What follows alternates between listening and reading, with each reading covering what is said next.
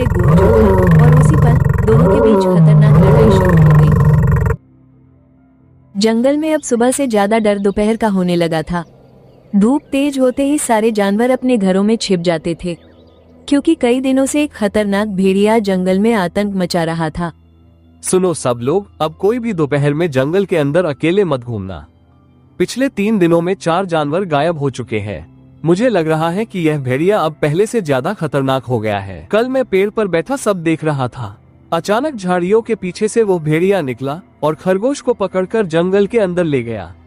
उसकी आंखें इतनी डरावनी थी कि मैं आवाज तक नहीं निकाल पाया। अब तो पानी पीने जाने में भी डर लगता है। पहले पूरा जंगल दोपहर में भरा रहता था, लेकिन अब देखो चारों तरफ कितना सन्नाटा फैला हुआ है। मुझे लगता है वो भेड़िया जंगल के हर रास्ते को जानता है। वो अचानक आता है, शिकार करता है और फिर बिना कोई निशान छोड़े गायब हो जाता है। दूसरी तरफ एक बकरी अपने दोनों बच्चों के साथ घास खा रही थी। दोपहर होने लगी थी, इसलिए वो जल्दी घर लौटना चाहती थी। जल्दी चलो बच्चों, धूप तेज हो रही है। तुम दोनों को पता है ना, दोपहर में बाहर रहना कितना खतरनाक हो गया है। मुझे बिल्कुल अच्छा नहीं लग रहा। जल्दी घर चलते हैं। माँ, बस थोड़ा सा रुक जाओ ना। मैं यह आखिरी वाली हरी घास खा लेता हूँ, फिर तुरंत आपके साथ आ जाऊंगा। देखो ना, ये कितनी अच्छी लग रही है। बकरी अपने दूसरे बच्चे को लेकर थोड़ा आगे बढ़ गई। तभी पीछे झाड़ियों में अचानक हलचल हुई और कुछ ही सेकंड में छोटा बच्चा वहाँ से गायब हो चुका था। बेटा, कहाँ गया तू? अभी तो यही था। बाहर आजा, मुझे डर लग रहा है। बेटा, जवाब दे। शाम होते ही रोती हुई बकरी सीधे शेर के दरबार में पहुंची। उसकी हालत देखकर पूरा दरबार शांत हो गया। सभी समझ गए कि फिर कोई बड़ा हादसा हुआ है। महाराज, वो भेड़िया मेरे बच्चे को उठा ले गया। मैं उसे बचा भी नहीं पाई। मैंने उसे बहुत ढूंढा, बहुत आवाज लगाई, लेकिन जंगल इतना शांत हो गया था जैसे वहाँ कोई था ही नहीं। ये भेड़िया अब अपनी हद पार करने लगा है। पहले वो छोटे जानवरों का शिकार करता था, लेकिन अब खुले मैदान से बच्चों को उठाकर ले जा रहा है। अगर उसे जल्दी नहीं रोका गया तो पूरा जंगल डर में जीने लगेगा। महाराज, मैंने पहले ही कहा था कि यह साधारण भेड़िया नहीं है। वो बहुत चालाक है और हर बार हमला करने के बाद बिना कोई निशान छोड़े गायब हो जाता है। अब सिर्फ पहरा लगाने से काम नहीं चलेगा। मैंने आज उसके पंजों के निशान देखे थे। वो जंगल के पुराने पहाड़ी रास्ते की तरफ गया है, लेकिन सच कहूँ, अकेले उसके पीछे जाना बहुत खतरनाक होगा। दरबार में कुछ देर तक सन्नाटा छाया रहा। फिर गधा धीरे धीरे शेर के पास आया। उसके दिमाग में अब एक नई योजना चल रही थी। महाराज, अगर हमें उस भेड़िए को भगाना है तो हमें काले शेर को बुलाना पड़ेगा। पूरे जंगल में सिर्फ वही ऐसा जानवर है जिससे वो भेड़िया सच में डरता है। क्या रे, तू उसी काले शेर की बात कर रहा है जो पहाड़ों वाले जंगल में रहता है? मैंने सुना है वो बहुत गुस्सैल और खतरनाक है। अगर वो यहाँ आ गया तो कहीं नई मुसीबत ना खड़ी हो जाए। लेकिन अभी हमारे पास दूसरा रास्ता भी नहीं है। भेड़िया हर दिन और ज्यादा खतरनाक होता जा रहा है। अगर उसे नहीं रोका गया तो छोटे जानवर कभी सुरक्षित महसूस नहीं करेंगे। मुझे पता है काला शेर पहले बहुत डरावना था, लेकिन मैंने सुना है कि अब वो पहले जैसा नहीं रहा। शायद यही सही समय है उससे मदद मांगने का। शेर कुछ देर चुप खड़ा सोचता रहा। फिर उसने धीरे से सिर हिला दिया और उसी रात काले शेर को बुलाने का फैसला हो गया। अगली सुबह गधा अकेले पहाड़ों वाले जंगल की तरफ निकल पड़ा। वहाँ का माहौल बहुत शांत और डरावना था। चारों तरफ बड़े काले पत्थर और सूखे पेड़ दिखाई दे रहे थे।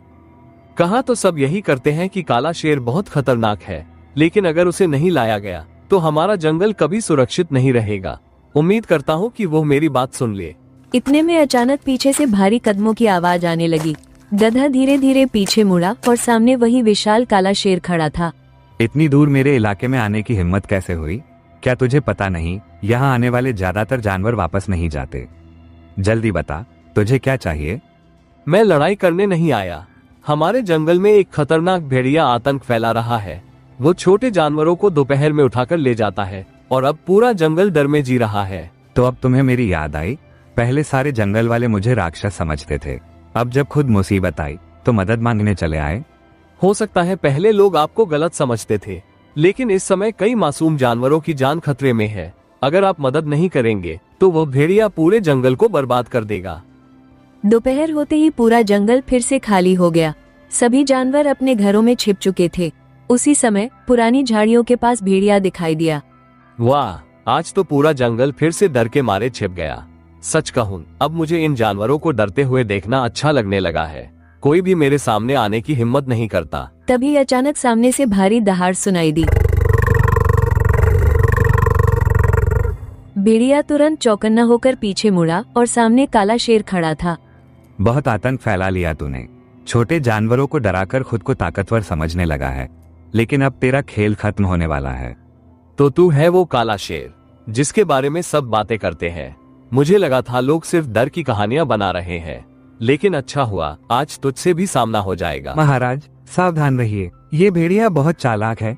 ये सामने से कम छिपकर हमला ज्यादा करता है। मुझे कमजोर समझने की गलती मत करना।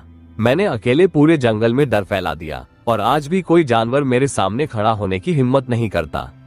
तू भी बाकी जानवरों जैसा ही निकलेगा। ताकतवर वो नहीं होता जो छोटे और कमजोर जानवरों को डराए। असली ताकत वो होती है जो डर को खत्म करे। तूने मासूम जानवरों को अपना शिकार बनाया और अब तुझे इसकी कीमत चुकानी पड़ेगी। आज पहली बार वो भेड़िया खुद डरता हुआ दिखाई दे रहा है। इतने दिनों से पूरा जंगल उसके डर में जी रहा था, लेकिन अब उसे समझ आ रहा होगा कि डर हमेशा नहीं चलता। पूरा जंगल इस लड़ाई का इंतजार कर रहा था। अगर आज ये भेड़िया नहीं रुका तो जंगल फिर कभी सुरक्षित नहीं हो पाएगा।